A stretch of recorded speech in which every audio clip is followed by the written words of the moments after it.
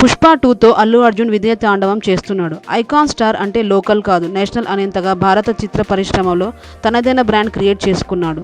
రికార్డుల వేటకు, వసూళ్ల ఊచకోతకు బాక్సాఫీస్ దగ్గర పుష్ప 2కు ఎదురనేది లేకుండా పోయింది.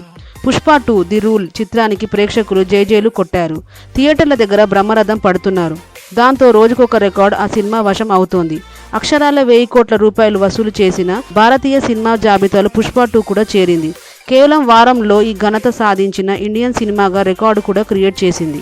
పుష్ప 2 కంటే ముందు 1000 కోట్లు వసూలు సాధించిన ఇండియన్ సినిమాలను వేళ్ల మీద లెక్క పెట్టొచ్చు. బాలీవుడ్ మిస్టర్ పర్ఫెక్షనిస్ట్ ఆమిర్ ఖాన్ హీరోగా నటించిన దంగల్ అన్నిటికంటే మొదటి స్థానంలో ఉంది. ఆ సినిమా 2000 కోట్ల రూపాయలకు పైగా కలెక్ట్ చేసింది. ఆ తర్వాత స్థానంలో దర్శకధీరుడు రాజమౌళి తీసిన బాహుబలి, ది కంక్లూజన్, RRR సినిమాలు ఉన్నాయి. రెబెల్ స్టార్ ప్రభాస్ సినిమాకు 1800 కోట్ల రూపాయలు వసూళ్లు రాగా, గ్లోబల్ స్టార్ రామ్ చరణ్ ఎన్టీఆర్ సినిమాకు 1390 కోట్ల రూపాయలు వచ్చాయి. 1000 కోట్ల క్లబ్బులో Kannada rocking star Yash KGF chapter 2, Prabhas కల్కి 2898 AD, షారూఖ్ ఖాన్ జవాన్, పఠాన్ సినిమాలు ఉన్నాయి.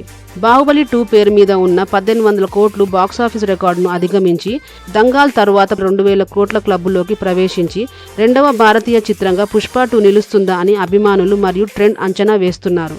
ప్రస్తుత ఊపులో పుష్ప 2 మూవీ ఈ మైలురాయిని తేలిగ్గా దాటగలదని సినీ విశ్లేషకుల అభిప్రాయం.